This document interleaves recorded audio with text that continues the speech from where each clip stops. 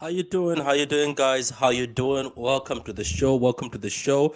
It's very difficult, I've noticed, to get a panel together for a show. They're either late or they sometimes never show up. Then they write a message saying, I am late or I didn't know the show started. But anyway, we're going to kick on.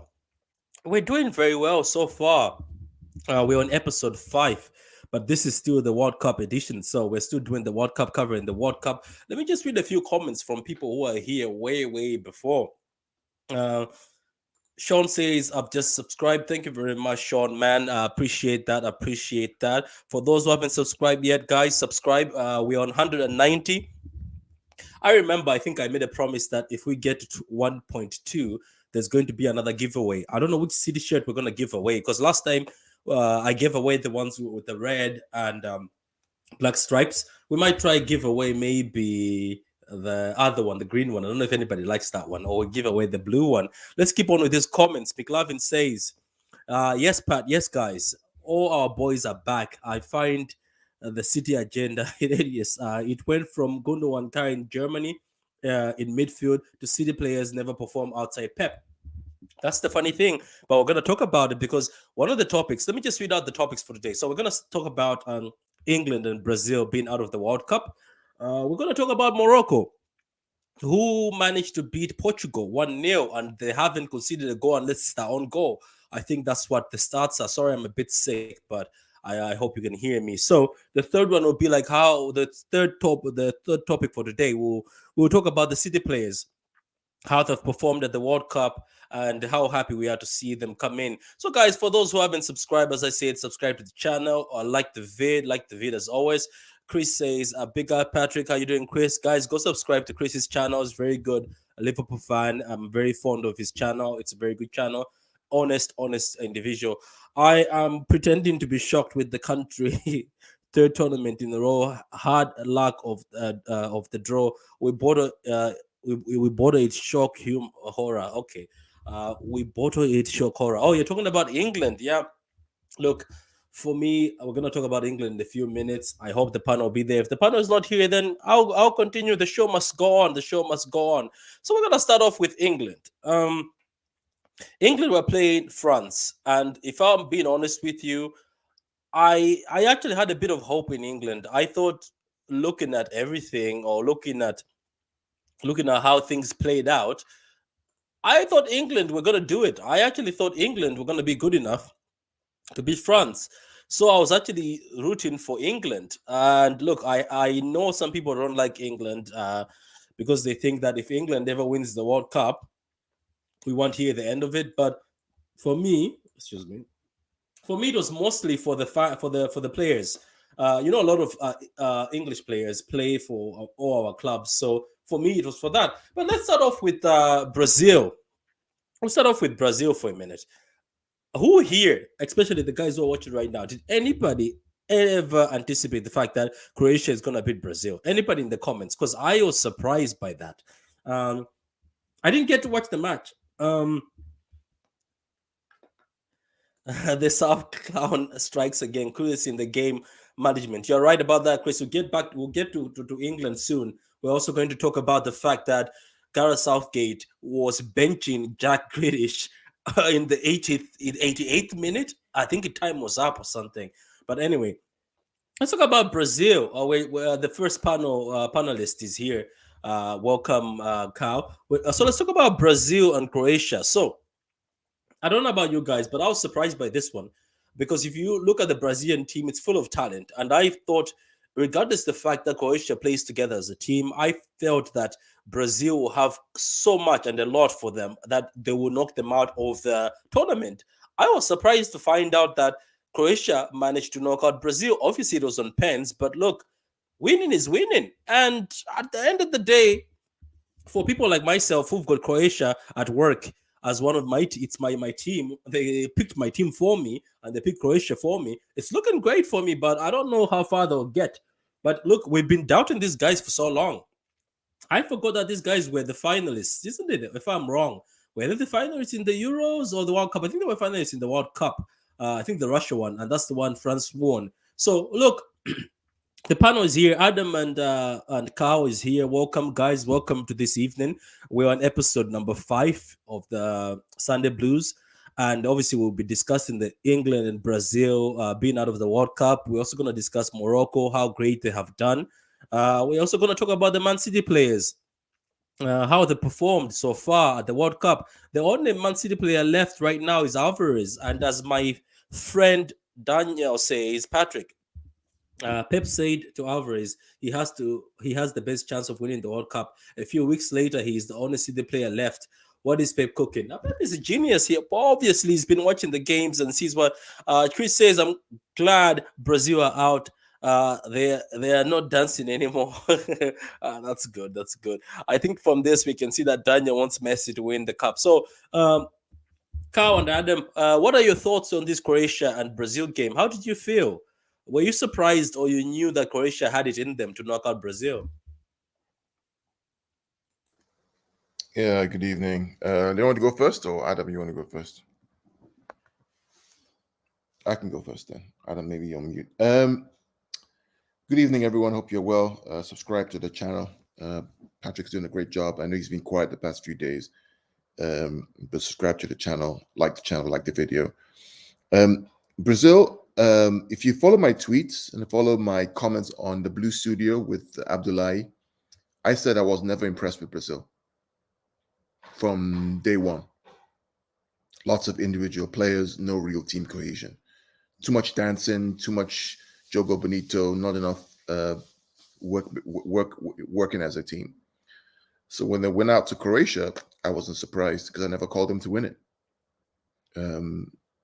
I still think, for me, I picked Argentina to win it, and we'll see what happens. But Brazil were never, for me, whenever.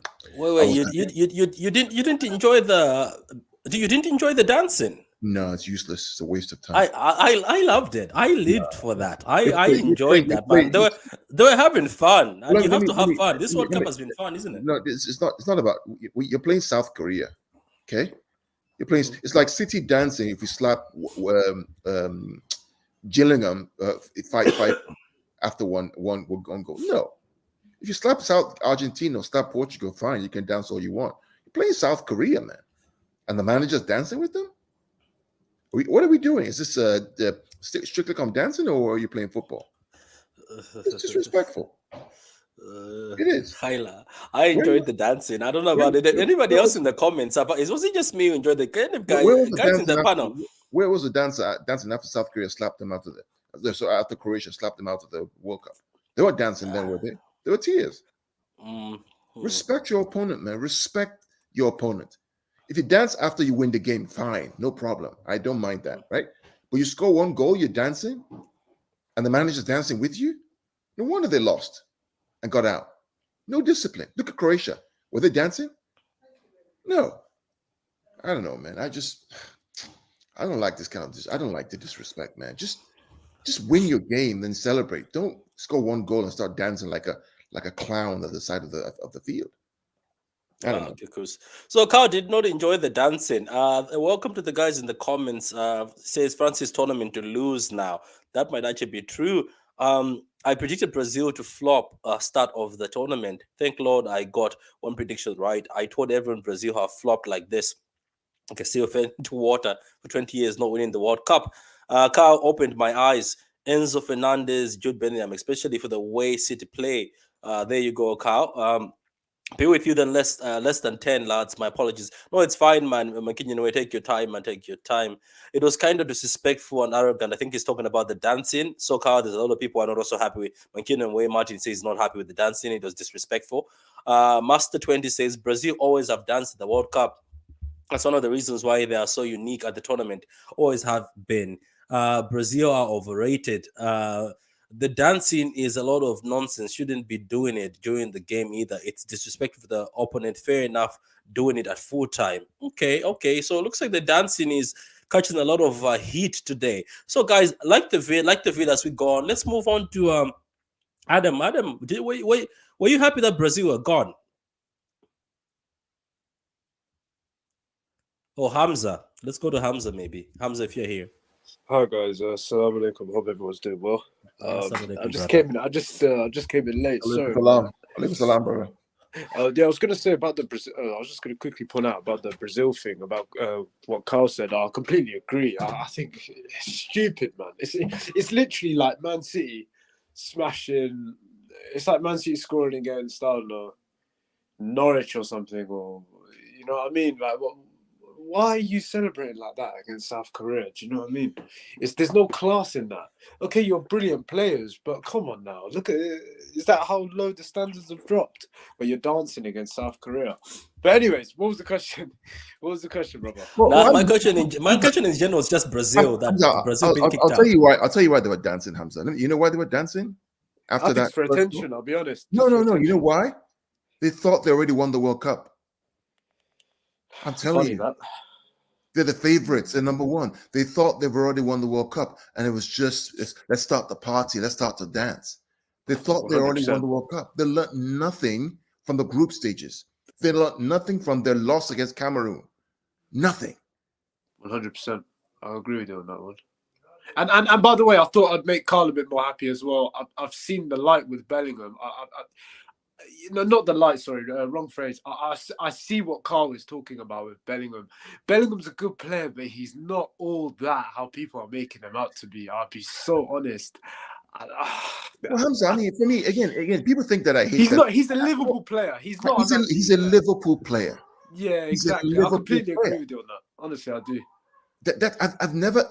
Everybody out there, I do not hate Bellingham. What I'm saying is that Bellingham is not the right solution for City.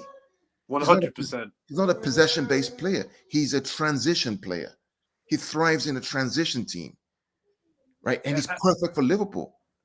100%. And if we have to check, and obviously if he comes to Manchester City, Pep's going to have to change him, and that's going to take a long time. He's got to change his whole play style. He's got to change the way he plays. He's got to switch that all up completely, because the way he plays, right? It's like you said, Carl. You made a brilliant point. He plays like he's a Liverpool player. I don't see him at Manchester City doing really well. If he joined, I don't see him doing well the first 2, maybe 3 years. I think it will take him a long time to adapt to the system. I don't know, man. I don't think he's the right one. I'll be honest. Sorry, can you hear me?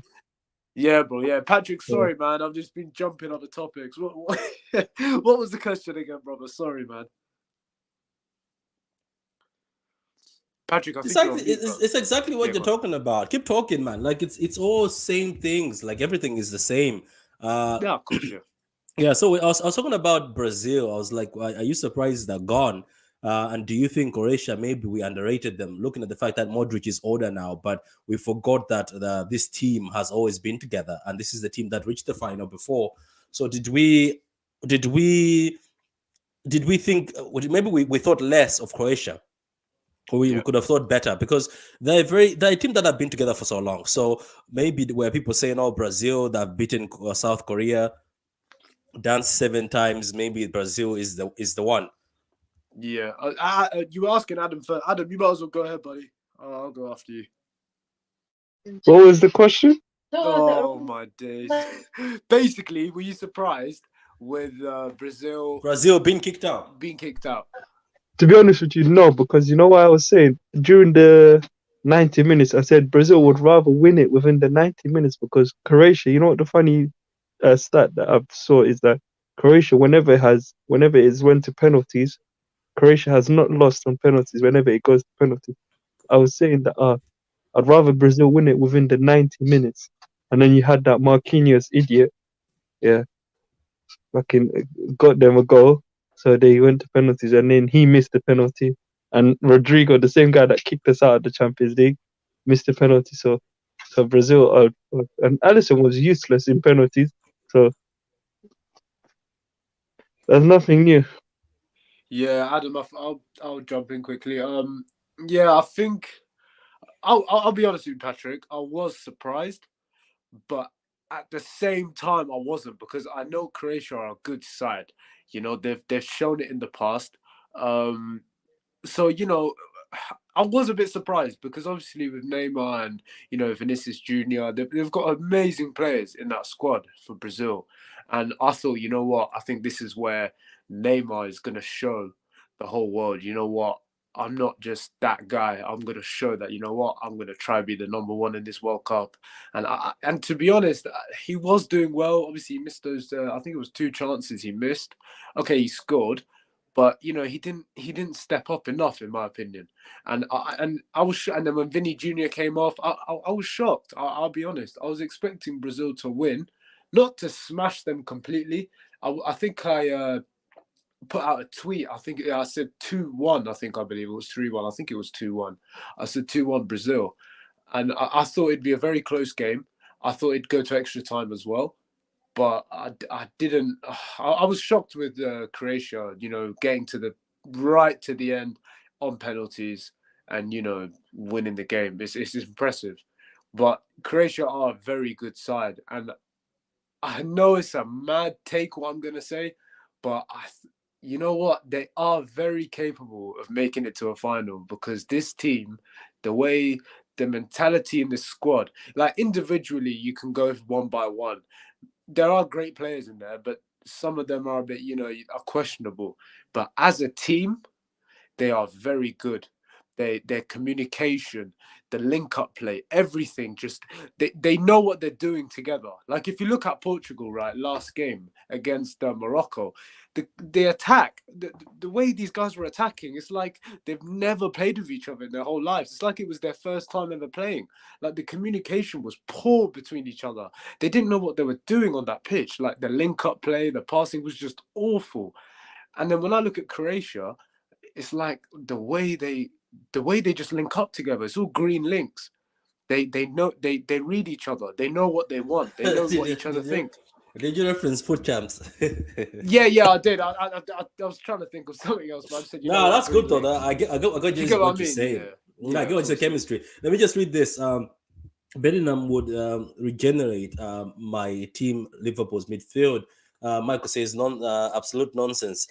Michael says, so how Sterling developed in a proper winger into a proper winger is asking. So how Pep developed Bernardo Silva into a proper box-to-box midfielder? Does anyone want to take that? He says, because we keep saying Jude cannot be turned into something he is not. So he's asking, so how did Pep develop Bernardo Silva into a proper box-to-box midfielder? Yeah, bro. Yeah, go. If I could put in like my 2 cents. Yo, guys, I hope everybody's doing good, man. Yo, Pat, good, bro. Man. Thanks hope for you're doing coming good, on, bro. Yeah. Yeah, man. Appreciate you guys. Been so a yeah, long man. time That since we've all had a chat, haven't we? It's been a long time, man, since the World Cup. We haven't had any Manchester City spaces or anything. It's been a long time, man. Bro. Yeah, oh, well, yeah. we're back soon, man.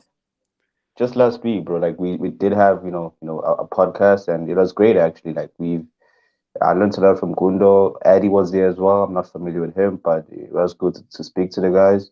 But it's good to have you guys back as well. But I'm pretty sure you guys are gonna be frequent here. Since the World Cup is about to end, right? Yeah, of course, 100%. Yeah, bro. But in regards to Bernardo Silva actually becoming a box-to-box player, when he actually came through to Man City, he wasn't that type of player. He was always a player who had the ball in his feet. More influential, offensively rather than defensively as well. And his work rate, he's always had that. And I think for Pep, it's a gem of a player to actually have. Since he did come through to Man City. So, like for him, with Pep, it's all about working hard. And with Bernardo Silva having a very humble character within himself to actually allow his game to grow, always willing to learn. It was great for Pep, to turn him into a box-to-box player. So yeah, that's the kind of player that he is right now. But according to Jude, bro, I think I also said this last week. Pat, I said that the only thing that concerns me with Jude is the price tag. I don't want my club, to have this practice where we just keep on spending big bucks, bro. Like for instance, that defender who's a defender for Croatia, like he's a proper baller, bro. But I still think we could give Taylor Howard Bellis a chance, bro. Yeah, why are we being linked with him? Like, is it just just a link? Patrick, that's what I said on the Patrick. Sorry, CJ. That's what I said on the WhatsApp group that I'm on the same page as what CJ said. Is that look, if the price tag is 130 million, that's what people are saying. Why I say it's a no-brainer in the sense that you can go to Benfica and negotiate, yeah, and you can get Enzo Fernandez for a lot less.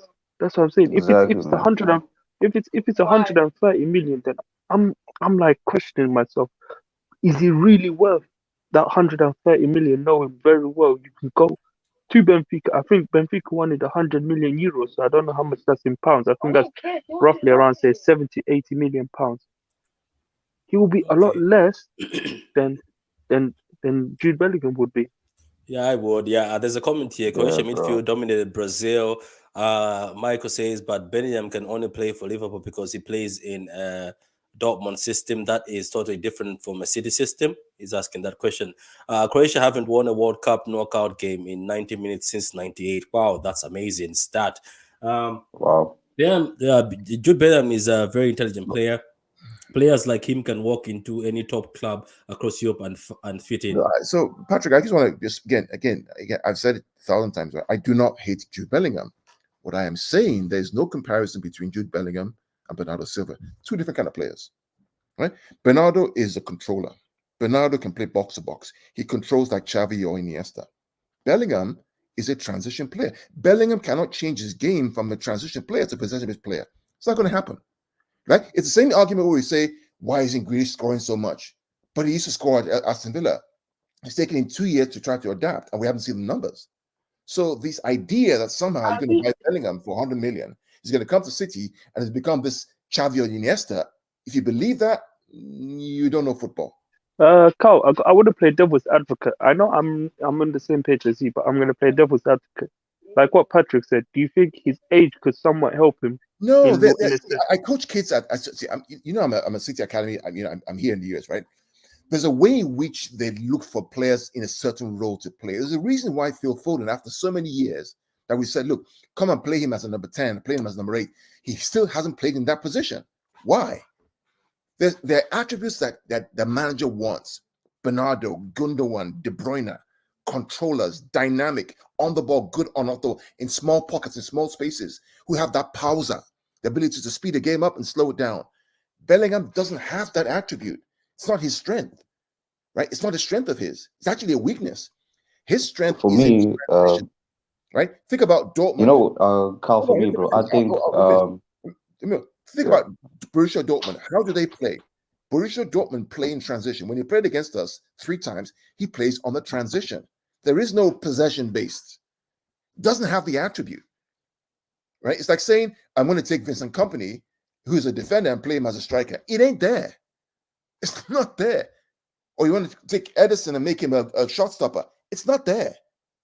It's not his strength. So why are you going to buy a player whose fundamental strength is in transition and you want to make him a possession-based player?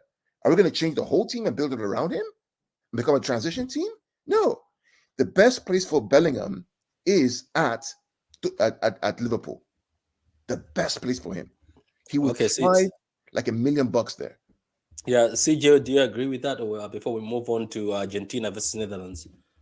Oh yeah, bro. I'm just gonna be short, bro. I'm pretty sure you do know my take on Jude Bellingham, bro. I feel like he still has a lot of room to actually, develop as a player because the kid is still 19. Anything could happen in the future. We didn't see Foden becoming this great player at Man City. It took him a while to actually become this great player. But yeah, for me, I feel like that's a totally different, scenario. But what I want to actually, stress in terms of, our City fans, bro. I even saw like this tweet. Somebody said that I think, in our fan base, there's this culture where, we just buy one player and then, sudden if that player doesn't work out and if we're not patient with him or we end up wanting to buy another player. It's kind of like we're kids, we have one toy, this toy, we don't like it anymore, we want to buy another toy, it's I feel like that's the type of some of our fans mentality that they have. But I feel like we should trust the young players that we send out on loan. I feel like we're just spending too much our money according like buying players who are actually doing well, in other clubs. We have the likes of McAtee, we have the likes of Kaike, we have the likes of Borges, who's actually in academy right now. Liam Delap is also, a good prospect in the future. I think those type of players we need to be patient with them. And shout outs to Taylor Howard-Bennett, who's actually doing well in Burnley right now. They could be getting promoted. And I His just think performances are being great. I hear you.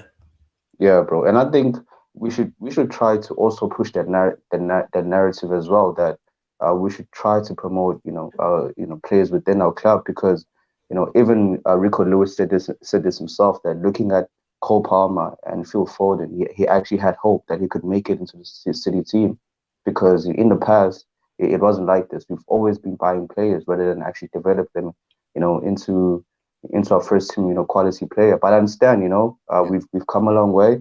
It's like it's not easy. It's not easy. The infrastructure wasn't built to actually support players to be successful in Man City. I totally get that, but I think now we should start pushing the narrative. Encourage our fan base to actually view that perception that we don't always have to look outside to The get only players. problem you have, CJ, is see if you're okay with being fourth and being fifth year after year, that's fine, right? Go to the academy, bring all these guys in, let them play, right? You won't win a Champions League. You probably won't win a league, right?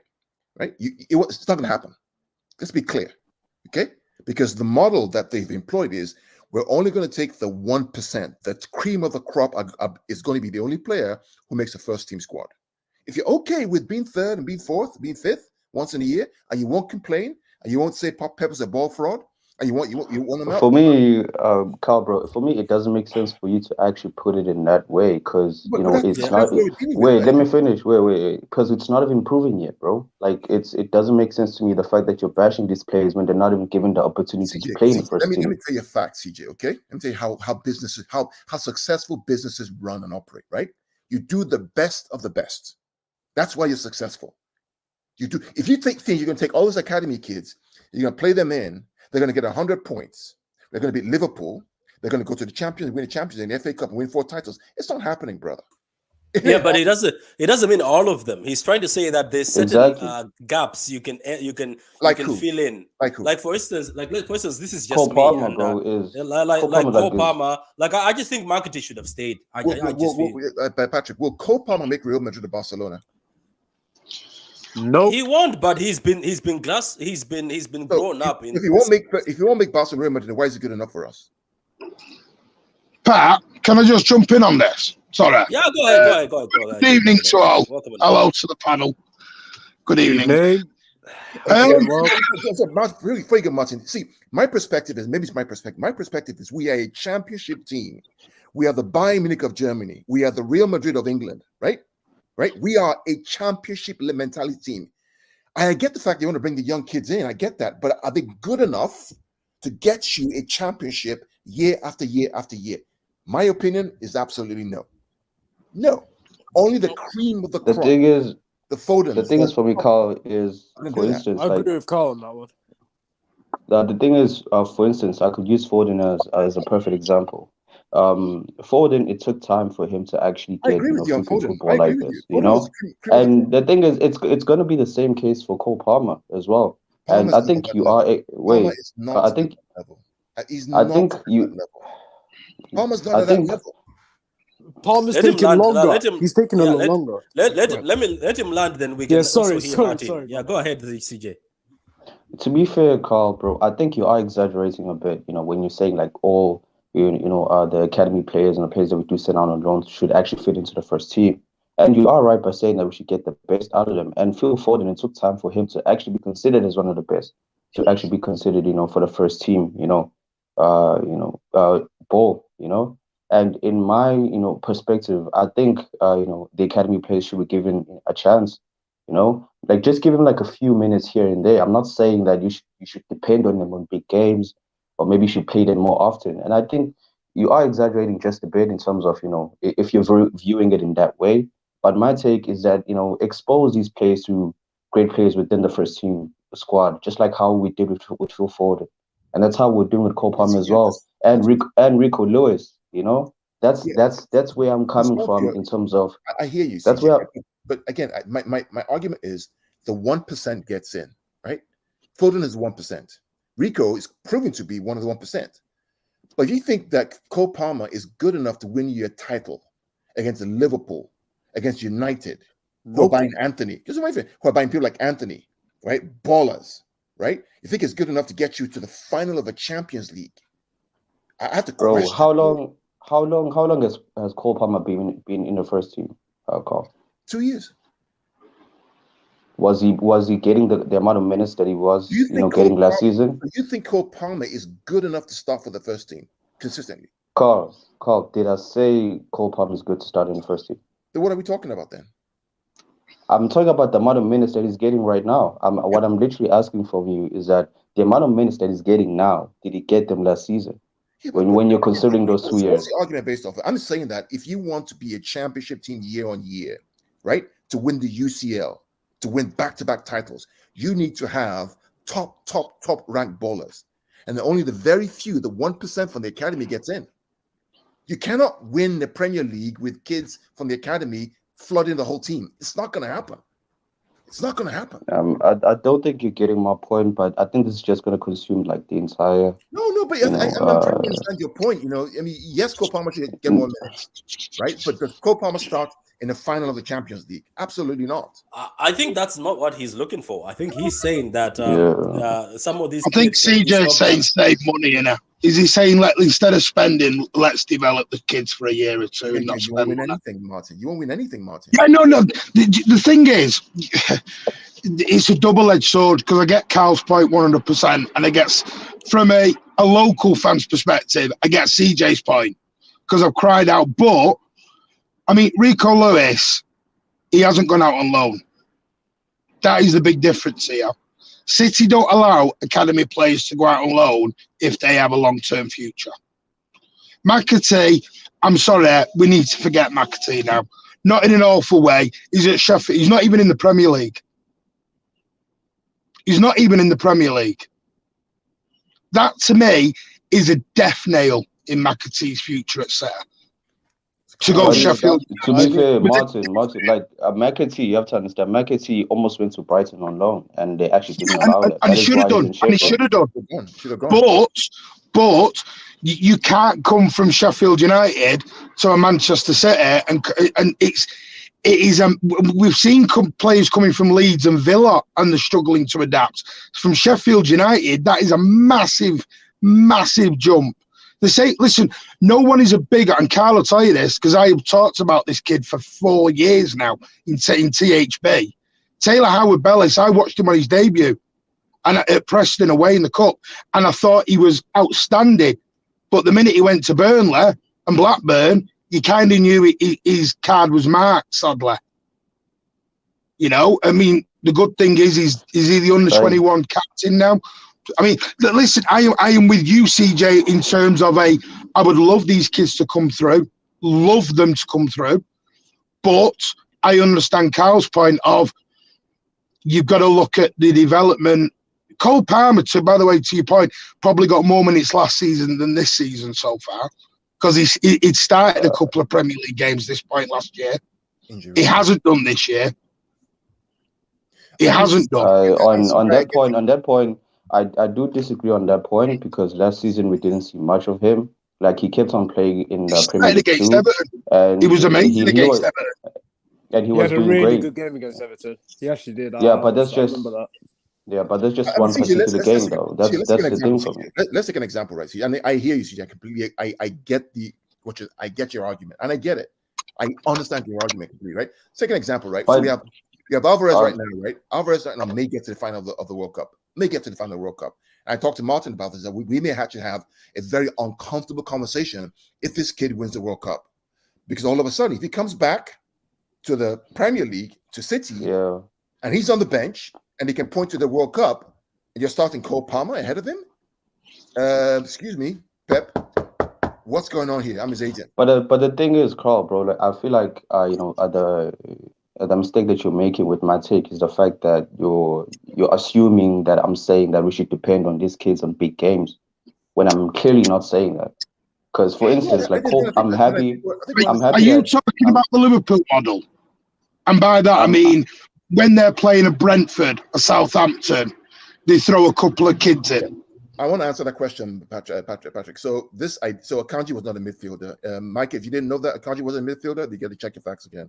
Akanji's a defender, right? And Akanji actually plays the ball off on defense. He builds out from the back three with Dortmund, similar to what we do with City. We build with the back three. So comparing Akanji and Bellingham, do get your facts correct and know football, man. So anyway, CJ, go ahead.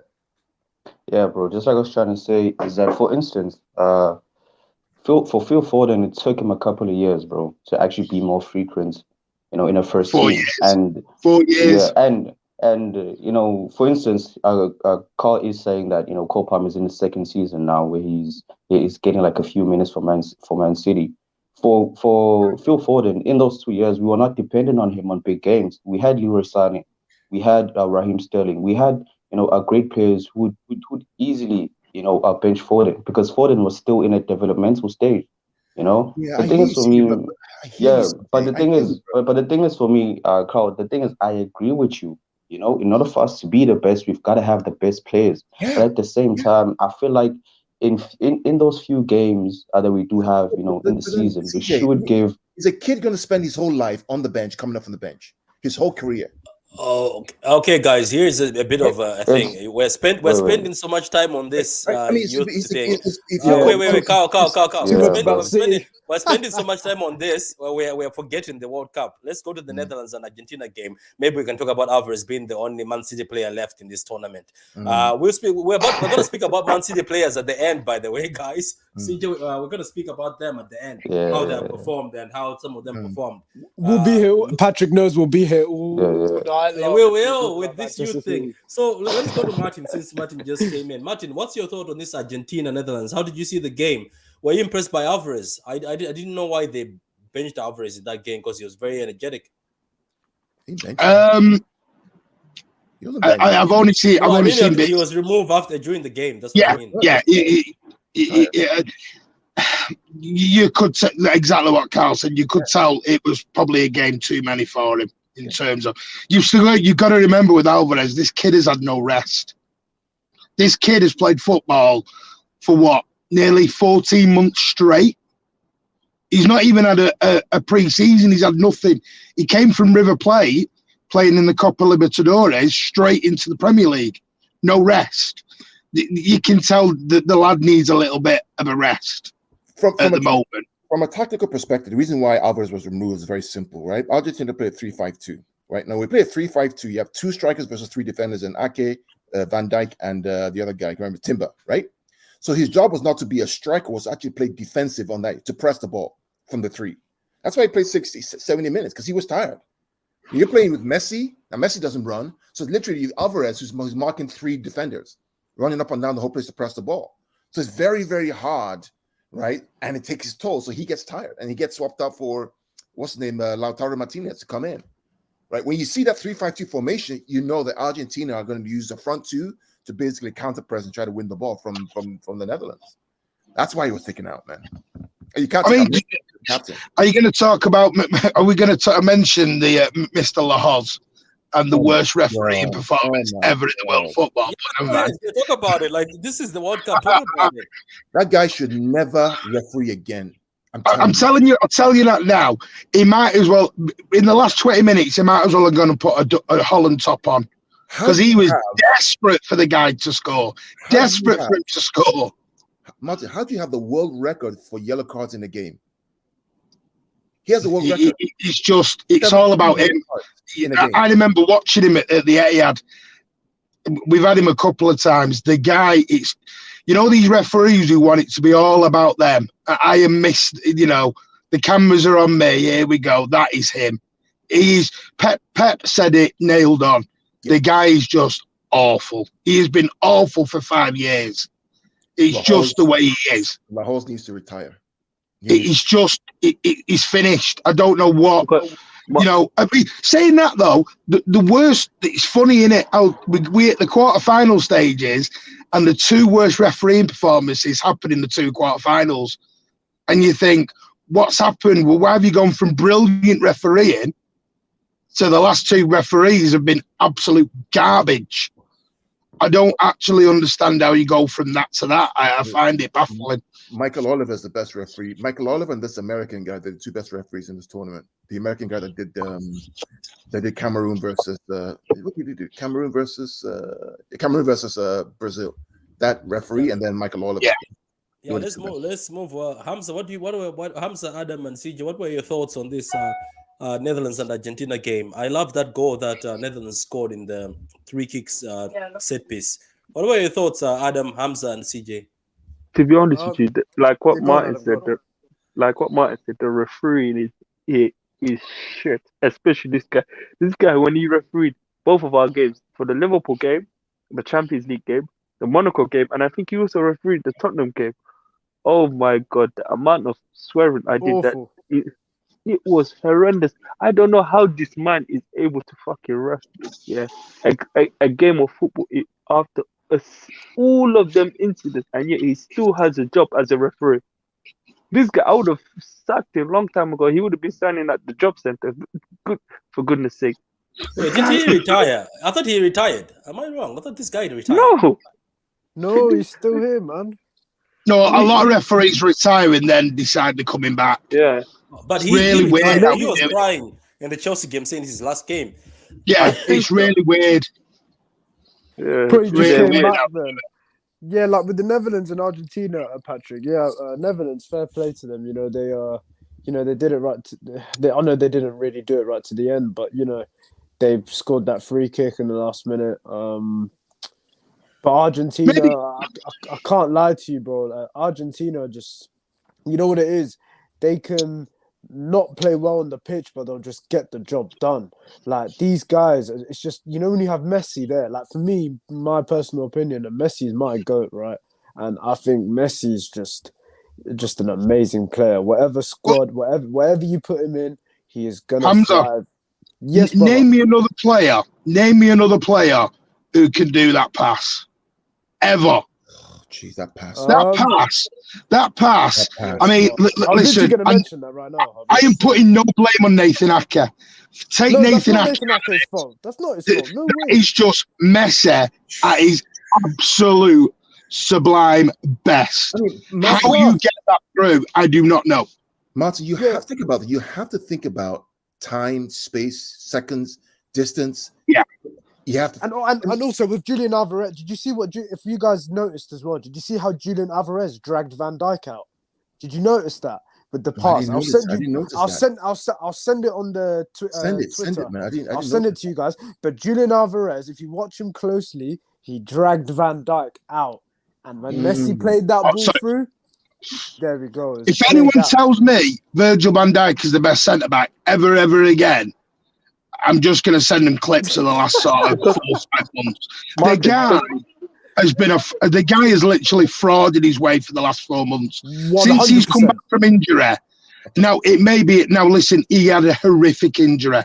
Do not get me wrong. He had a horrific injury, and we all said, didn't we? You know, you don't always come back to the top level. And I think that's where Van Dijk is. I don't think he'll ever get back to the way he is. I think that injuries just took too much out of him. Yeah, took too much out of him.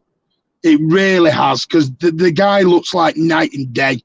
Nathan Ake has outshone him, and I love Nathan Ake, but let's be honest, 12 months ago, you wouldn't have put Nathan Ake in the same level as Virgil van Dijk. Exactly. You know what? He's been above him. You know what I've realised, Martin? You know what I've realised as well with Van Dijk? You know, before the injury, like what you said, he was going into challenges like he didn't give a shit. But now he's somewhat like reserved, and you see him like backing off in a sense, like I don't want to get injured again.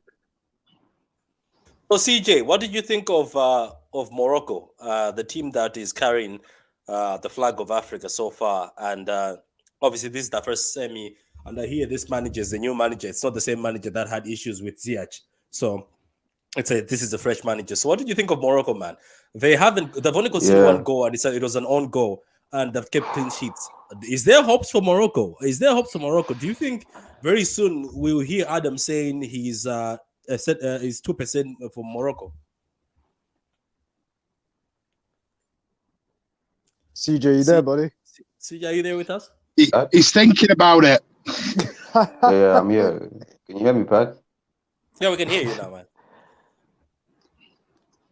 Oh yeah, okay. So yeah, you were talking about Morocco, bro. Like before I do get to Morocco, bro, like at times I'm confused with this Argentina side, bro. Like Diabala, Di Maria was on the bench. I give my respect to Julian Alvarez, bro. Like he's a baller, bro. He's been playing well this tournament, but it's confusing, man. Those type of quality players were actually in the bench. But yeah, man. In terms of like Morocco, bro, I'm happy, man. For them, bro. They're representing all the Muslims in the world, and a part of the African continent. They're representing us well, bro, and we're all happy for them, man. We wish them well. I hope they do win World Cup, but that's that's gonna be tough, man. But they've played well, man, so far. In this tournament, they've held Spain to like them not scoring a goal. Portugal didn't score a goal. They actually topped their group, which is crazy. And yeah, bro, I'm happy for Morocco, man. They're representing us well, bro, as Africans. What about yourself, Carl? Do you think Morocco is going to lift this whole thing? Is Carl with us? Okay, let me read the comments. Let's not talk Yeah, about I'm the here. shit I'm we here. have. I'm here. I'm Yeah, here. I'm talk here. about Messi. That I'm here. pass, I'm one here. pundit said Messi I'm plays here. like he's 2 seconds ahead of I'm everybody. here. Yeah, go ahead. Yeah. Do I think Morocco's going to lift it? No, I don't think they will. I think it's going to be France or Argentina, or maybe Croatia, one of the three.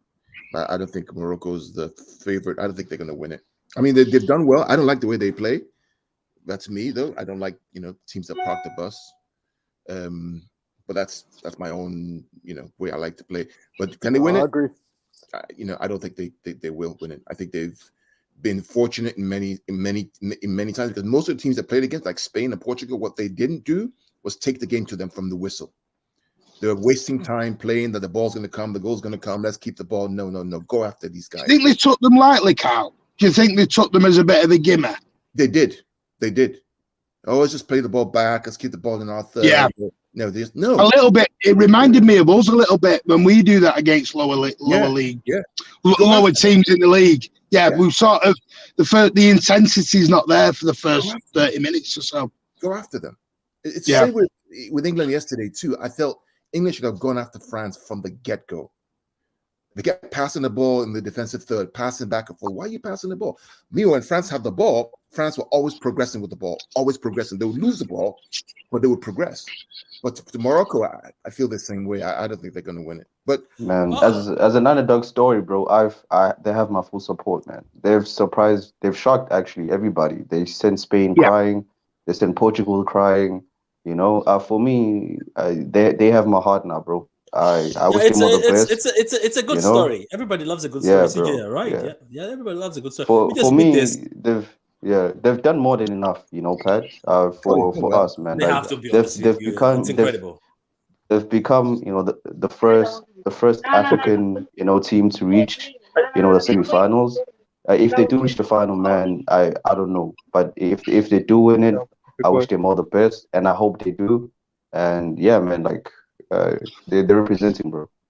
I don't think they'll win it. I don't think they'll win it because I think they've, to Carl's point, that they've done too many minutes in terms of like extra time and all this sort of thing. I think when they come up against, is it France playing?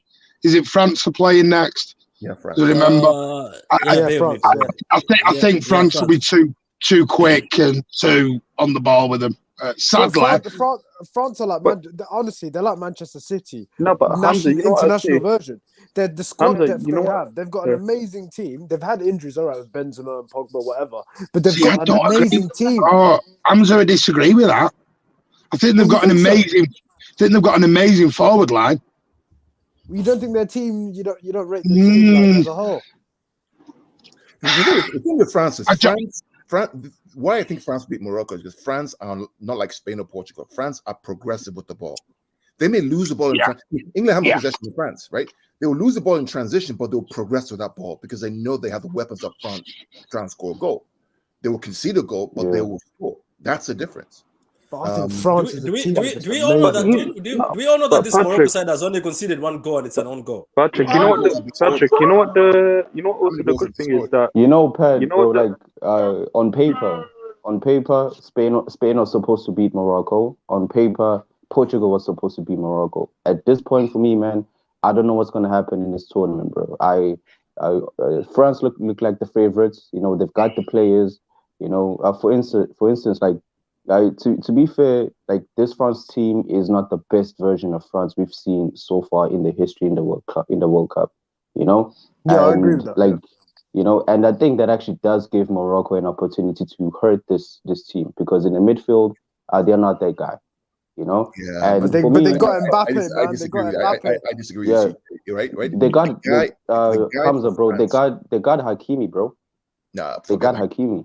forget Hakimi, man. Forget Hakimi. Hakimi's a good player. Hakimi's overrated, man. If you want to talk about a player for France, Yeah, but these players have performed better yeah, than players that I I'm would not, think would have performed Patrick, better. Exactly, I'm not bro. saying they're not performing. What I'm telling you is that when it comes to France versus Morocco, there's only going to be one win. It's going to be France, right? Think about 100%. Antoine Griezmann, right? I mean, that guy, what the guy is doing with the ball, how he's playing a number 8 with that ball. I mean, that I would have him every single day.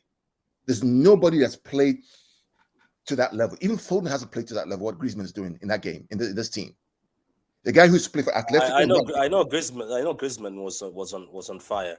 What I would have liked to see is Foden playing that role for England, right? A little deeper in that Griezmann role as a left 8 or freedom of the park. That's what I'd like to see. I mean, for me, I just think France, too many weapons. Giroud, To be Dembele. honest with you, Morocco's midfield has been great. The guy without the hair, what's his name? Is it Adam Smart? Whatever his name is. Amrabat. Yeah, I think he's been incredible. I think people are going to he pick him up. he plays for Fiorentina. Apparently, Liverpool are linked with him for 30 million. Oh, But you know, what like a what I've said. surprise.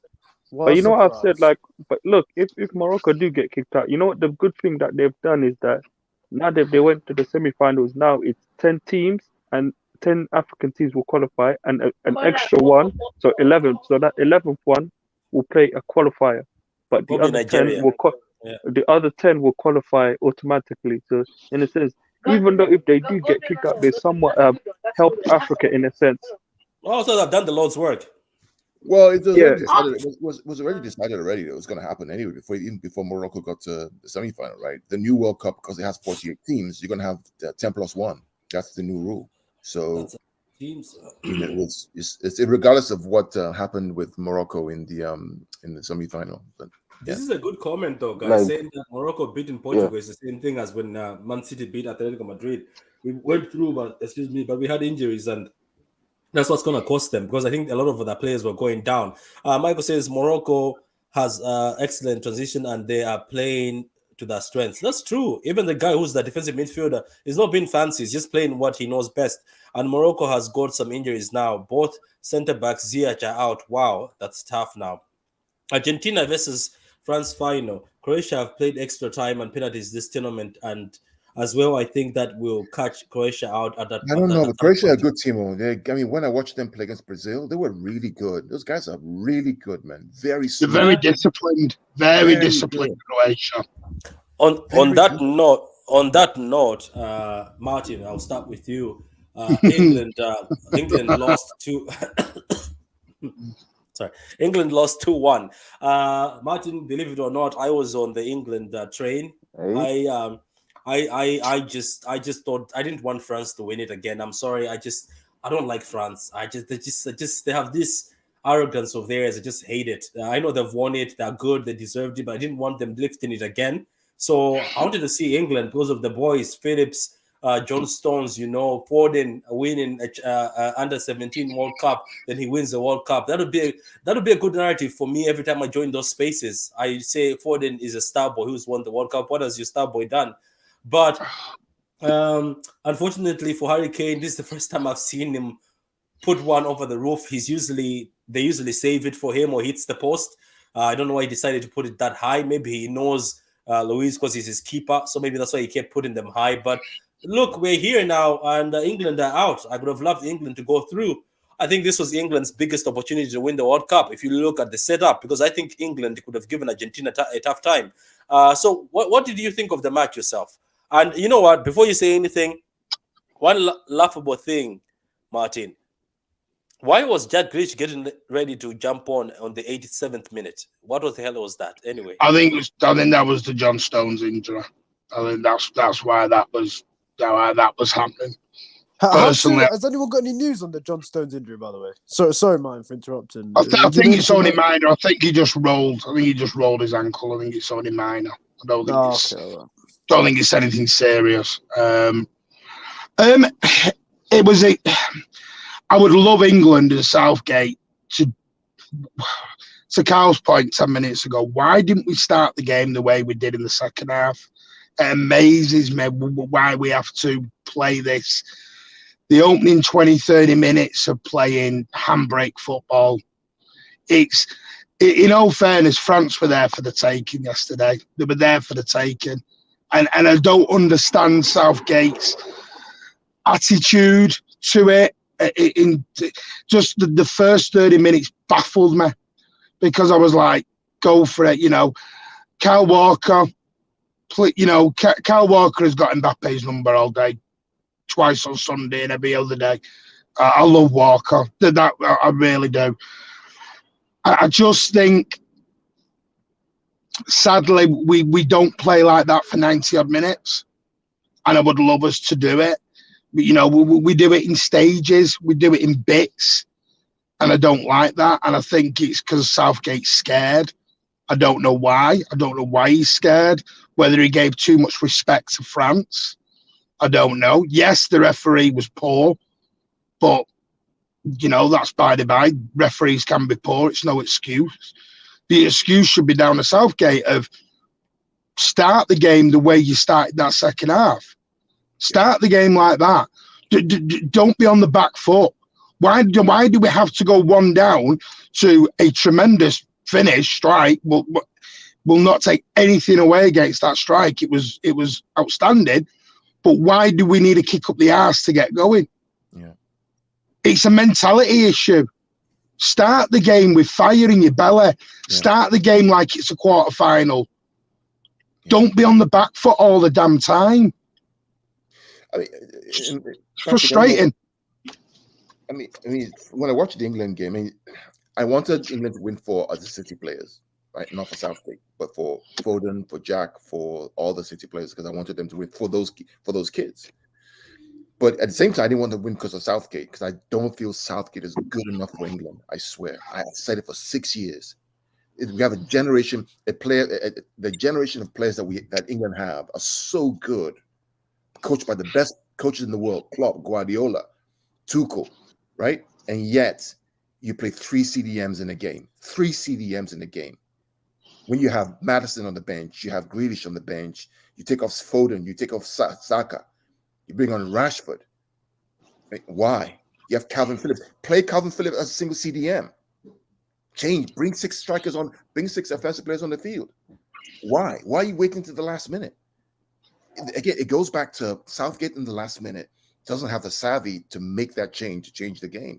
Now, about Kyle Walker, hats off to him, right? The reason why Kyle is able to stop Mbappe, and I watched that game yesterday, and I watched all these games against PSG, is Kyle understands Mbappe's rhythm of sprinting.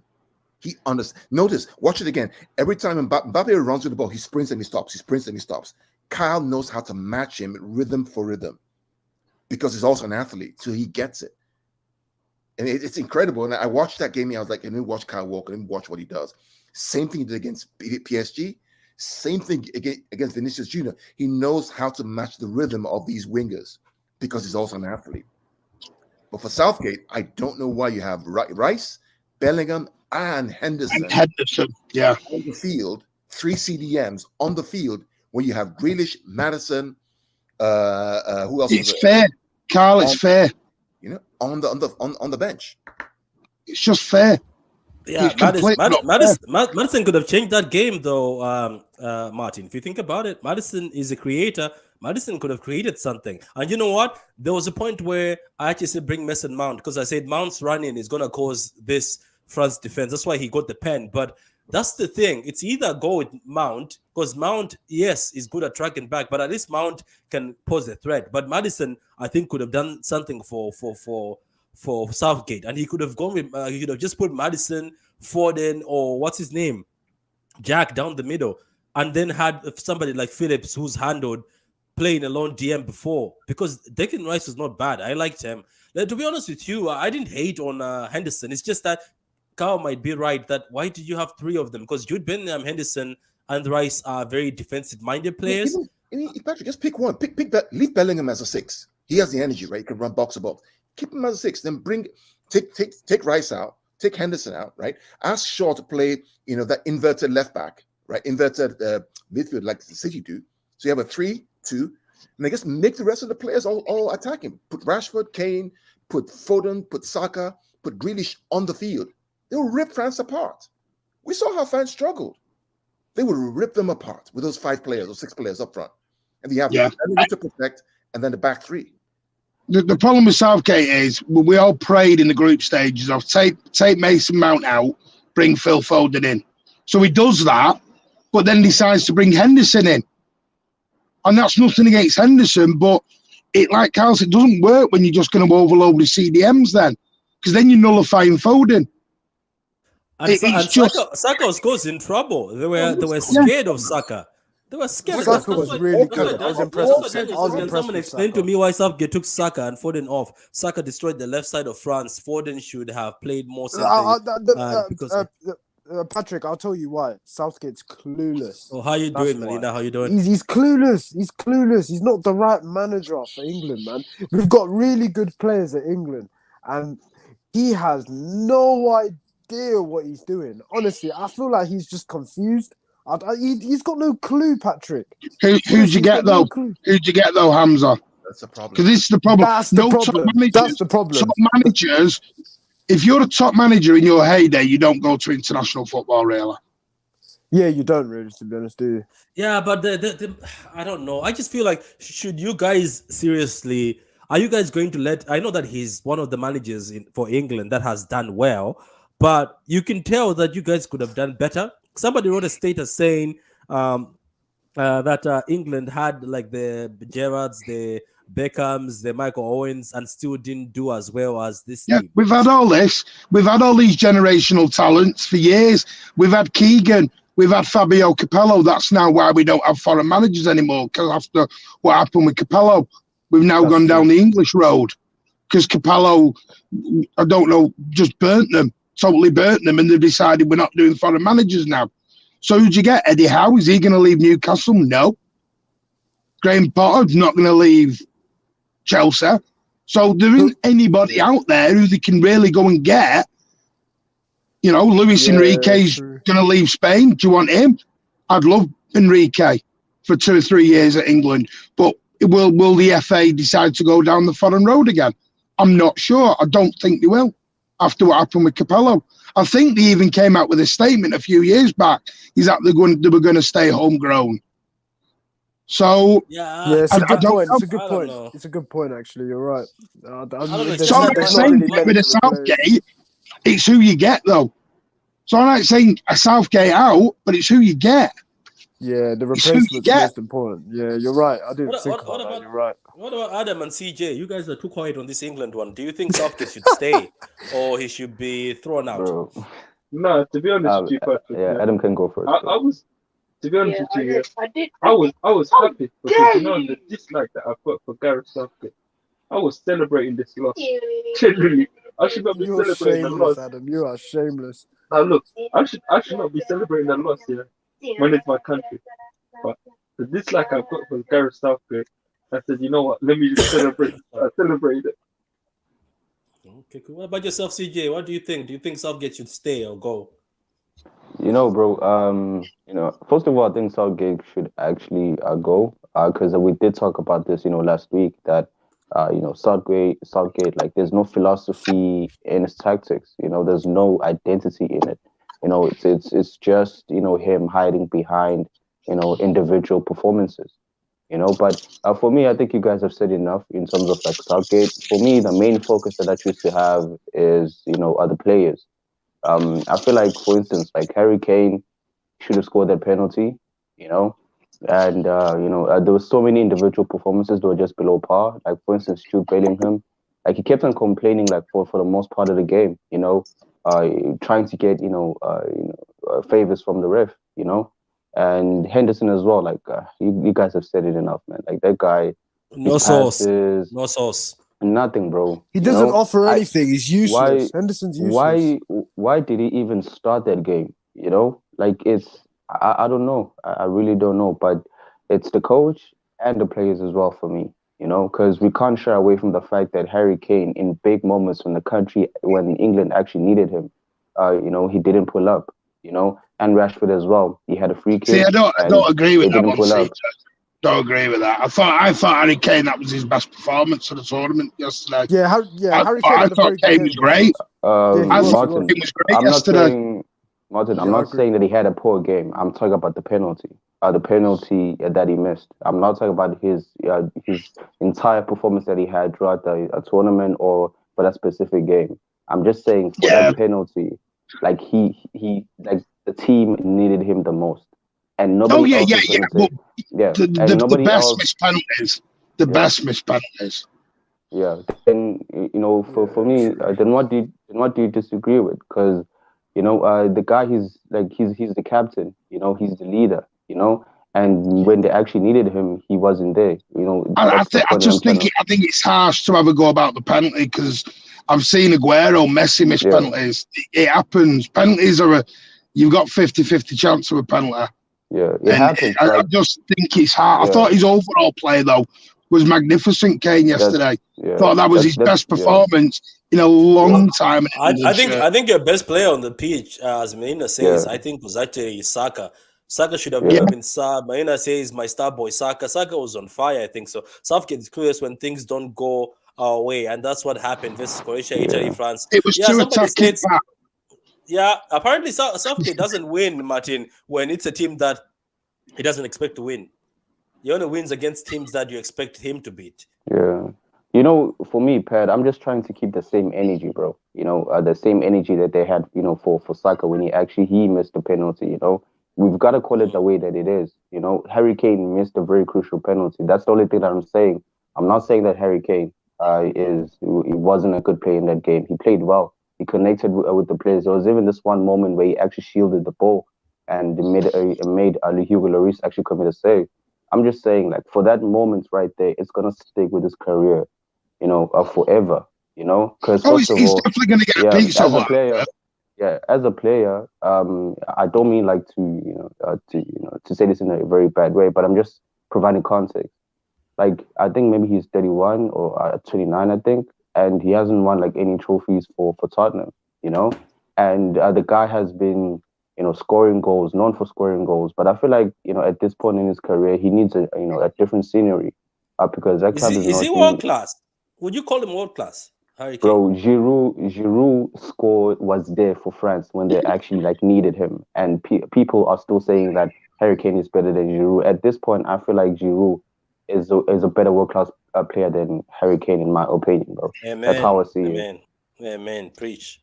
That's a difficult one part for me. I know others will say no, but the trouble is, but Giroud has shown up in very big moments. But you can't compare Giroud to Kane now. You can't compare Giroud to Kane. Yeah, no, but I'm talking about Kane's individual statistics. Don't lie. He's finished Premier League top goal scorer for God knows how long. Yeah. He will score goals. Yeah. There's a reason why Kane wanted to join City, because he knows that the cast around him will get him over the line to get a title. Right now, facts. Yeah. If I go back to last year or year before, if I were Harry Kane's shoes, I would burn that bridge at Tottenham to make every move to City. I'm not showing up. Yeah, he bottled it. He totally bottled it. That's his problem, right? Because remember, Pep came out and actually said, "I want Harry Kane." He actually came out and said it. He was the first option. He was the first option before Haaland, before Cristiano. So Harry Kane was the first option. Didn't he even call him the Harry Kane team? Didn't he call him the Harry Kane team as well?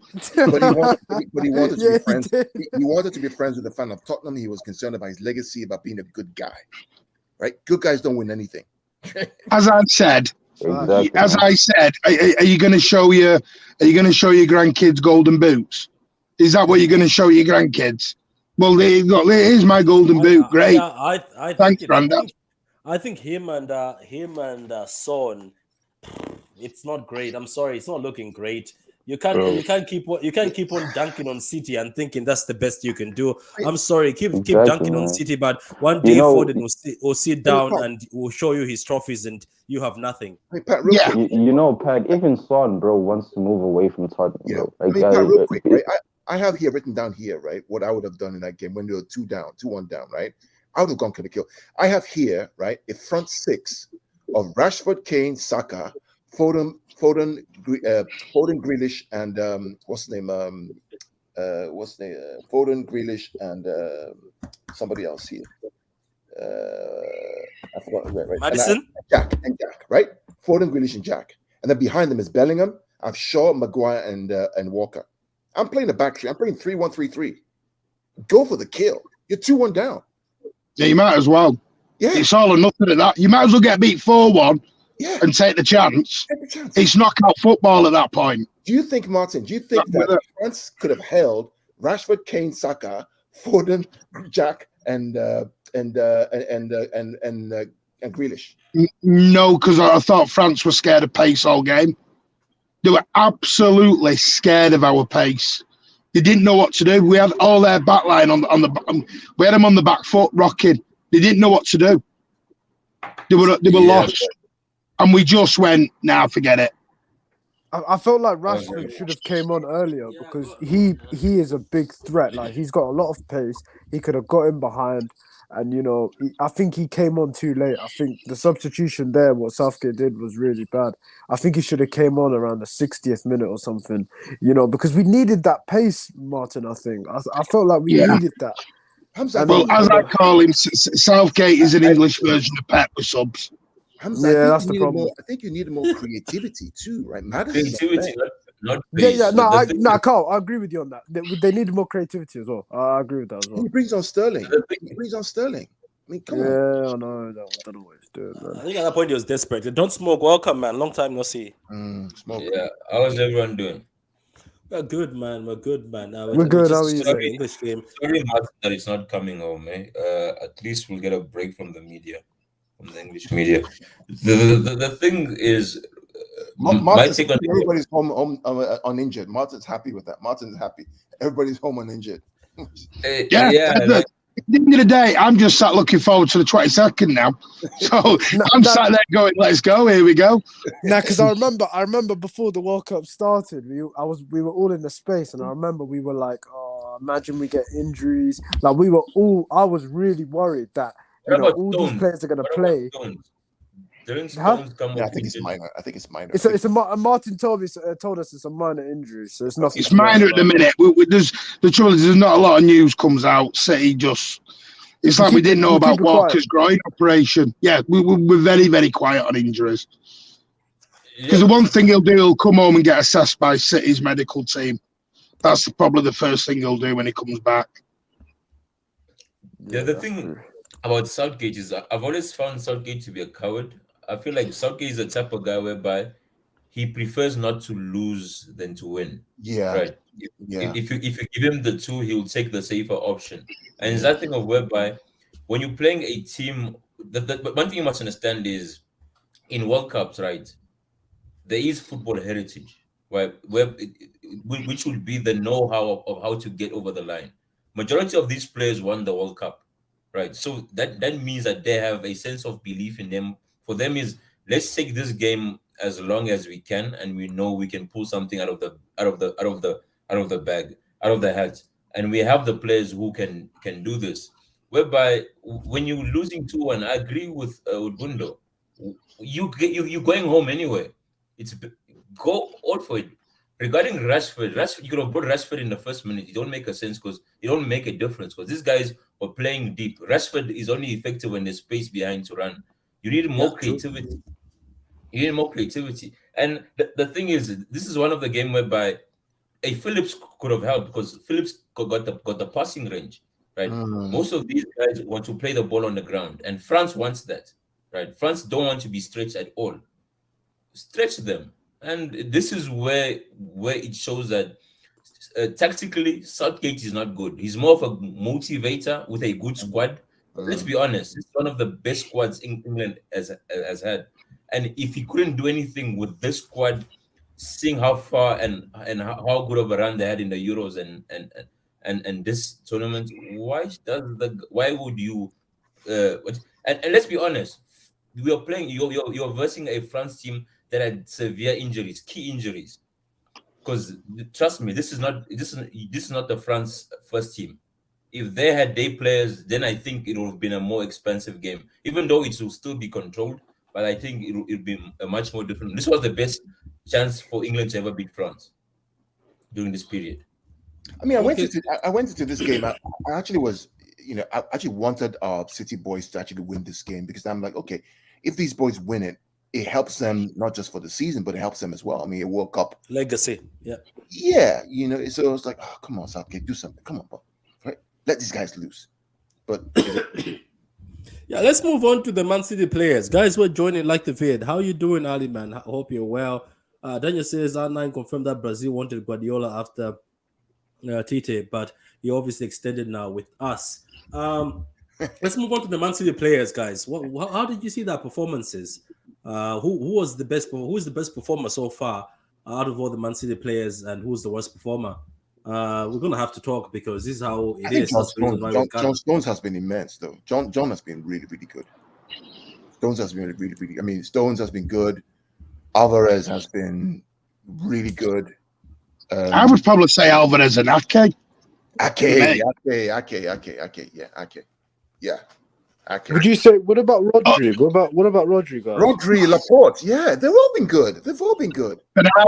Bernardo's been good. Gundo, let me ask you this question, right? Yeah. Between Ake and Alvarez, provided that all these names we mentioned, they normally first team starters for City, whereby remember the conversation, Martin, that we had regarding Alvarez, whereby this guy is taking if we're honest, he's taking Lauturo's starting spot at Argentina. Yeah. Right. Yeah. He's now a guaranteed starter, whereby the next game you're gonna see his name on that team sheet. Yeah. Right. And then we spoke about the predicaments whereby he's not coming back, and people will still have the opinion that he can't play on the left or the right. How do you think he'll be feeling when he comes? If the guy, as we mentioned it many times, if the guy wins the World Cup and comes back, it's a very uncomfortable conversation that will be had. It's not going to be a very comfortable conversation. I think it's going to be an uncomfortable conversation, but I don't think anything will change. Carl, that's what I was saying. I will happily ship Mahrez out and then move Julian Alvarez to the right. I would agree with that. I will do that any day of the week. Ship Mahrez out, and then move Julian Alvarez to the right. Martin, for me and Adam, for me, the solution is right before us. It's very clear, right? Jack Grealish as a left 8 for Gundogan, who is clearly older. We have Rodri at 6, De Bruyne at the right, or maybe it's Bernardo, but De Bruyne gets tired, right? And the front three are Foden, Alvarez, and Haaland. That's I think Alvarez will be given a rest now. I think he'll use this. Don't think it probably should happen, but he'll probably rest him now for give him a rest, shall we say? Gundo. Not having 40 months. Master Pendi says John Stones and Ake, and the rest was Kevin De Bruyne and Cancelo. Keep going, Don. Yeah. Knowing Pep, right, and knowing that we are 4 points behind Arsenal, right? Do you think Pep will start tinkering with his squad as he was doing the first portion of the season, knowing that almost every game is now a must win? It's Pep, man. We just Cal just said it. It's Pep. It's Pep, man. We don't, we just don't know. We don't know. Does anyone think Pep's scared? And what I mean by that is, do you remember how he had this big conundrum last year with Jesus and Sterling and Zinchenko, and they all moved on for first team football? And I think that's why he does rotate. I think he rotates to try and keep everybody happy. To make that big thing in the summer about, if you remember, he come out with it's the hardest thing you can do is keep everyone happy and everyone wants to play. And I think that's what he does rotate. I think what I've noticed, he rotates a lot in the Premier League, but in the Champions League this year has been ruthless. He has been ruthless. I remember it was Mahrez and Grealish against Sevilla or some team. Halftime, hooked them off completely. Yeah. So I'm thinking maybe is he prioritizing one over the other? Is he using one to experiment and see how? Look, Gundo, I don't know. The way I've seen it, right, the first few months, just before December, is when Pep does the most rotation. It's almost like trials, right? He wants to see who's gonna pick up his hand, because normally December is when we start our winning run, right? Because if you see majority of the time, once we go into a winning run, he doesn't rotate as much as prior to that, right? So it's more like an audition first. Yeah. See who picks up who picks their hand up, and then they will get preference over the rest. Yeah. You're right there. Do you know when I think you'll see Alvarez? I think you'll see Alvarez properly next season. I think that's when Alvarez will come properly into Pep's mind. I think it'll be next season. If Alvarez scores the winning goal in the World Cup, I mean, it's a hard argument. I mean, it is. But what do you do with Mahrez and Grealish? The trouble is with Mahrez, he signed a brand new contract. Yeah, they drop him. Let him just sit on the bench. No, Martin. Regarding Mahrez, right? I feel as if we gave him a contract, so we have a resale value on him. Right? Let's say, for example, if we have to move him on, and whoever wants to buy him knows that he's on his last few months. Just put it this way, right? Think about, we're playing RB Leipzig, right? Second leg at the Etihad, right? Oh no, we're in the final of Champions. We're playing Liverpool or Real Madrid again, right? Yes. And Alvarez just won the World Cup, scored the goal. Are you going to be more afraid of Mahrez or Alvarez in that front with Alvarez? Gundo, to your point. Most of our big games, we used to start with Jesus. With Jesus, and there's a reason for that. Correct. The reason was the pressing, which Mahrez will never give you. Correct. But Alvarez gives it to you. So hence, I think Pep has been trying to look at who's the like for like replacement for Jesus. Hence, I'm saying, for me, it seemed more like, because what I've noticed whenever he's played Haaland and Alvarez, he plays two strikers instead of a front three. So hence, I'm saying, is Pep tweaking to see, okay, what's the best way to play all of these guys based also on context on who we're playing and what we need. It's interesting debate, and this is what they call the rich man's problem, because we have all these great players, right? And who plays where, who plays what, who do we play? It's a good problem to have. Our hope, Martin and Patrick, is that on the day, the manager makes the right decision. Do you know? I think I said it before. I think he's just trying to shoehorn everyone in at the moment. I mean, how many times have we said this midfield of Gundogan, KDB, and Rodri's too slow? So what he does is he plays them, throws Bernardo out to the right-hand side. Yeah. Bernardo then looks lost. Yeah. Gundogan and KDB are too slow. Yeah. You haven't got that break from back to front. Yeah. You haven't got it. And it's like, Pep, I'm going to try and get everybody on. And the only person he's never actually tried to get onto that right or left is Alvarez. He's the only one who's never really been given a chance. And I think this is why I think he's using him as this first year, settle in, and next year he'll use him. That's the only thing I can think he's doing with him right now. 100%, I agree with that. If you guys remember 17-18 season, the game we played both Jesus and Aguero up front against Watford. Remember that game? The 6-0? Yeah. Go watch that again. That was probably one of our best performances under the Pep era. I mean, it was so good that one of the Watford players came out and said he's never seen a team play like that. And he used to be a United player. It was so... But he didn't do it at Liverpool, did he, Carlo? At Liverpool, where you had Jesus, who would press everything that you need against Liverpool, he changed it completely this year. But Walker was injured, Martin. Walker, I think we haven't been the same since Walker has been injured. How good? That's when he's been. How good? Walker's been a big miss. As I'm saying, like we're gonna get the real picture of where we currently at when Walker's in the lineup. Because before he's been the excuse, right? We've been saying that no, we don't have Walker's what, and that's why we haven't been playing well. So only after I watch a game with Walker, then I can tell you if we've gotten into form or we're still scraping results. And before then, I feel as if he was just trying to get us through this period with as much, losing as much as the least points that we could. That's how I saw it. Hamza, do you want to ask your question before we close up? Yeah, I was just gonna ask a question, guys. Obviously, I've seen obviously with the Gundo's sent a tweet out about being linked with Theo Hernandez. I just want everyone's opinion, just quick one by one, close up thing. What do you guys think about Theo Hernandez? Because obviously, I spoke about it in a spacer about 2 months ago. You know, that'd be a dream signing for me at left back. But what would you guys like? What do you guys think of him? It's better than what we have currently. Yeah.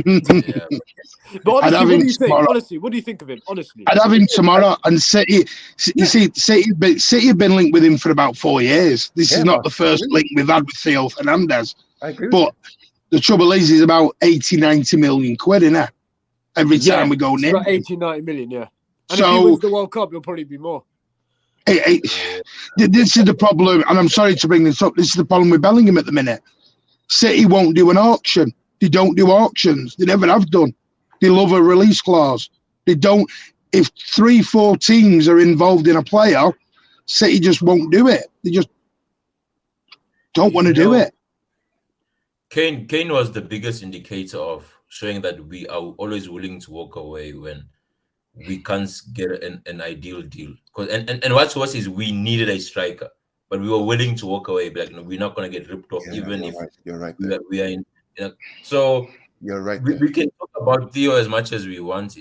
For me, it's an unrealistic signing. I don't see us spending that amount of money on a left back. Well, we need a proper left back, man. We do. I think Bona, that Croatian guy, is the most realistic one. Sosa, Bona. Yes. Yeah, he's good. He's a good guy. Yeah, and hence I was shocked because funny enough, we were actually linked to him for less than 30 million before we got Gomez. And what's good about him is he's tall. He's over 6 foot, and we need a defender who's over 6 foot for corners. Else they just get bullied, and that's Gomez. Yeah. I mean, the guy I'd go and get is the Carl and Patrick who said he's two things. He's homegrown, and you go and get Robinson. He's a young lad, and you can teach him. Yeah, I just think AC Milan I are think all it'd be over great. him. Maybe that's why Theo is moving. You never know. There's a comment here. Vida Games, how you doing, man? Vida Games, I hope you're well, man. There's a comment here from Man United fan. Hello, City fans. Can you please sell Julian Alvarez to United? You ain't using him. Big up to you, Luca. Yes, I'm okay, Luca. Hope you're well. Is it pronounced Theo? So, guys, on that note, I think we'll do another. This was good. Another Sunday Blues next Sunday. We'll do Liverpool part. Yeah, and that one maybe. Yeah, that one will not be a World Cup edition because I just want to talk City. To be honest, if the boys are out, I know Alvarez is still there. Unless he wins it, then we'll have a 24-hour stream enjoying ourselves about him. But you know what? Before I go, I see a lot of City fans tweeting about Enzo Fernandez. I just feel like if Enzo wins the World Cup, I think we're in for another expensive. Has Enzo got a release clause? He does have a release clause. It's on 120. And I'm so pissed because we had the option of getting him and Alvarez together. Yeah, we did. We had the option. Yeah, and there was rumors that we're going to take him and send him out on loan. Maybe he refused. And we could have actually got him, send him on loan, or even do what we do normally with these kids. But I'll tell you what, I mean, Enzo made the very smart move. His agent should be given a bonus because he went from River Plate to an incubator club in Benfica, where he knows he gets a chance to play Champions League, to win the league, and then the World Cup, and all of a sudden his valuation goes through the roof, and our club's the second round. Perfect agent work. That's how an agent works, right? Don't go to City and go on loan. Go to a place where you can be as an incubator that can grow you, groom you, so the world can see you. And now I guess we all want him for what 3 times the price that he went to Benfica for. He will leave. Yeah, but we want agents who make bad moves so we can buy players cheap. Patrick, you're on mute. I was like, I feel like we should have got him when he was back there with Alvarez. I think it would have been a sweet deal. So, CJ, any last words before we close up? Yeah, bro. For me, man, I still believe that we should trust, these young players at City, bro. Not in big games, obviously. I'm not exaggerated, but I still think that these type of players are just being underestimated because they're not given a clear chances to actually prove themselves. I still think Josh Wilson as brand, yeah, he's the one for the future. He was doing well in the preseason. But that's my take though. That's what Yeah, I feel like we're just hopefully we see him and yeah Carlos yeah. in the I feel Girona like game, isn't it? I I see, feel like Martin, we're you're just attending the Girona game. Yeah, go ahead, yeah. CJ. I feel like we're just spending too much, man. Like we should try to change this narrative. If we're just we're looking longevity wise, we should try to change this narrative. Like always buying players with 100 million. Like it's crazy, man. In my perspective as a City fan, man, and how I see this club to be. But it will happen in the future, obviously. But I'm just my take is the fact that we need to trust the young players. They need to have hope in this Man City side. Do you know what, CJ? I think it'll happen, but it'll happen when Pep goes. That. Yeah, possibly. Yeah. Sadly. Yes, I'm at Girona on Saturday, so that'll be God knows who's going to play on that one, whether it'll be first teamers or I probably imagine Kevin will probably play some minutes. Is he back? I haven't seen any pictures of him. Is he in Dubai? I don't think they will. I don't think they will. I think they've, like I said, I think some of them have gone on holiday for a week to go and have some R&R. I think Pep and the boys are back in Manchester. They came back this morning, right? Are they back? I don't know if they're. I mean, I think probably that's my only worry is which ones are going on holiday. I don't want them all to be on bloody holiday for the next 2 weeks. Man, I think they're gonna take that type of break, man, because if you really do consider the heartbreak that they had in the World Cup, man, I think Pep is gonna give them that time to just mentally rest because it can be mentally draining CJ, the weird thing about this is it's actually detrimental for them to stay away. You want to play you want to play the next game. To Carl's point, they wouldn't have rested if there would have been no World Cup. Yeah, you want to play the next game. And I mean, even from a coaching perspective, whenever you lose a game, the best way to get over that loss is to play the next game as quickly as possible. Especially De Bruyne. It's the best way. When you wait. For De Bruyne, I think yes, but for the likes of Bernardo, Rodri, same thing. Laporte, Ruben Diaz, I think they need time, maybe like a week to just reflect, man, because they've been playing football. They've been playing. But this part of the season, if there was no World Cup, CJ, go ahead. Yeah, they've been playing football, bro. Like no rest, and they've been in an environment that's very demanding, like the World Cup, and they've been giving it their all, and they've faced disappointment. So let me give you some facts. Let me give you some facts. Okay, actually, they played less games than they played last year during this period, right? They played less games than they played last year, and it's less intensity than playing 3 days Champions League and Premier League. Number two, from a coaching perspective, I'm telling you, it's easier and better for you to get over your loss with the next game. You do not want to wait for 2 weeks because it's on your mind. It plays in your mind night after night after night. The best way to cure that is that dopamine high from a win in the next game. The reason why for me, like I am saying this, is because I don't see them actually playing against Liverpool for that Carabao Cup. I'm actually seeing like at least Kevin De Bruyne coming through. He's going to be playing with Haaland. Play for Liverpool. But for the other players, I just don't think they're going to be there because I think Pep, just like because Pep said this himself. He said that he is going to give these players a holiday. He is going to give these players some time to just rest. And I'm just speaking according to what Pep said. It's not like I'm coming up with my own idea, but I actually get where Pep is actually saying. But CJ, do you remember what happened in 1819 when they went away? And what did Walker say? I'm coming back right away. I'm not waiting. These guys want to play. When you join a winning team, when you're a championship team, your drive, it's a dopamine high. The dopamine is from winning. Like Like, trust me, Carl, bro. I'm not disagreeing with you. Trust me, bro. I'm just, speaking in the perspective of actually thinking for the players as well. They need to rest. I understand that you stressed that you are a coach, you have your experience. Why do they need to I rest? completely get that. Why do they need to rest? They need a holiday, just like Pep said. What holiday? Wait a minute. Carl, let me get this right. You say you want them to finish the World Cup and go straight. What I'm saying is that if you think about rest, they actually are resting as we speak, because a World Cup heavy period is 3 games in the group stage. After that, it's 1 game every four or 5 days, and now it's 1 game. They're resting because they're out. Hold on. Let me finish, There's only Alvarez now. Hold on, they're resting because they're out. Hold on, CJ. But if you compare their schedule this year in the World Cup versus last year when they had to play Champions League, Carabao Cup, and the Premier League every 3 days, they're playing more games then than they are now. So they have you got to remember. Well, they're going to be playing every 3 days up until May, I think, for the next 4 or 5 months. Yeah, they are. Yeah, we got it right. I mean, the one, you know the thing that worries me, and some of you will laugh at this. Do you know what worries me big time on this is Pep's had 4 weeks to sit on his hands.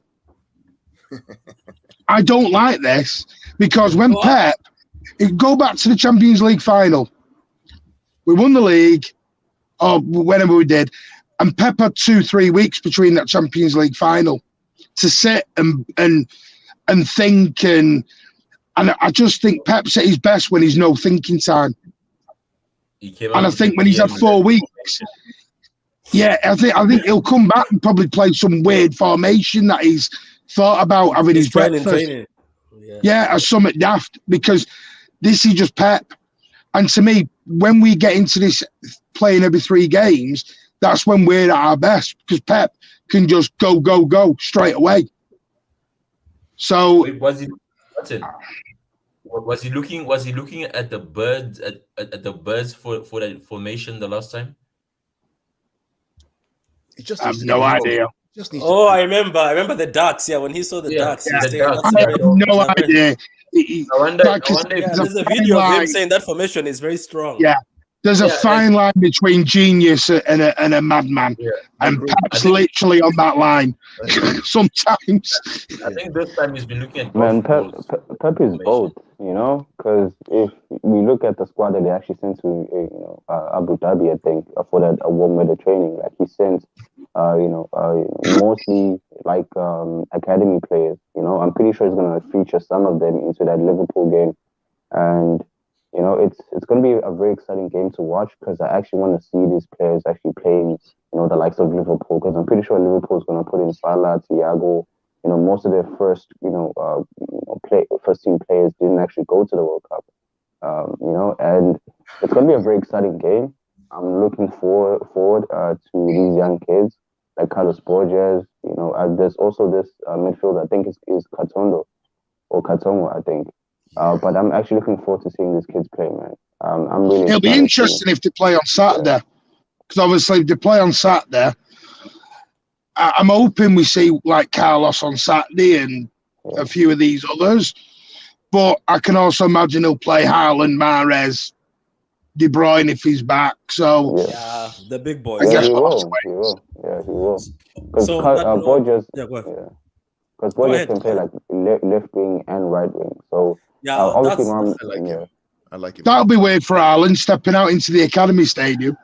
Yeah, you know what? What's this? Carlos Borges is the one who I think a lot of us want to see. Anyway, on that note, guys, I have to say goodbye. We've had a very incredible show. Excellent. We've hit the 1 hour 41 minutes mark. Always appreciate all of you who come on to the panel, guys. And it's very good to have a panel, because people take the debate seriously, but it's just all football, and we're all having our opinions. And as we say, opinions matter always on this channel. So, guys, on that note, thank you to the guys who've been watching, and the guys who are going to watch this later. Don't forget to like the video. Don't forget to subscribe to Veda Games, Pitch Points. Don't forget to subscribe to Mancunian Way. Adam, do you want to say anything before we move on?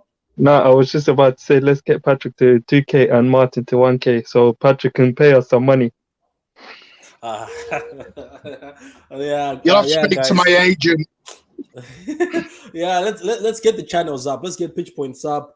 Better Games, Martin, all the channels. Let's get them up. Shades of Blue, my people. I was enjoying your watch along today with the women's team. Enjoyed that.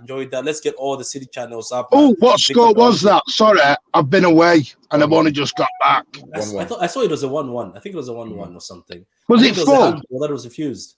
Patrick, before we end, if anybody's wondering why I haven't been doing space, because of the new update that Twitter has done for some odd fucking reason. Sorry for my language, but for some odd reason, I'm unable to make spaces. So I'm either going to. You're not missing much, Adam. Trust me, you're not missing much. Or Hamza to make the spaces. You know, Pat, we do appreciate you, man, for the podcast, bro. You know, it's it's been great, man. Appreciate you. No, it's good, man. This thing goes on and on. Don't worry, it's going to be going on and on all season. It's more frequent when we are back. We'll be talking a lot of things. We'll be doing a lot of videos when we are back. Hopefully, with the schedule I have, we'll try. If it's not me, it'll be Carl. If it's not Carl, it'll be Martin. So we're all everywhere, man. There's a lot of people. If it's not me, it'll be Adam. If it's not me, it'll be Veta. Don't smoke anybody. At the end of the day, I always tell people, if you want to run a show, even though I'm not there, just tell me. You can run the show. It doesn't matter. I don't have to be. No, it's a great show, Pat. You do amazing, mate. Well done. But the most important thing is, City are back. We're back. We're a week away. Yeah, it's been boring. My last, it has actually been exciting. I'm not lie, it's been exciting. But, we all want to see City. So, guys, that's goodbye for me. That's bye.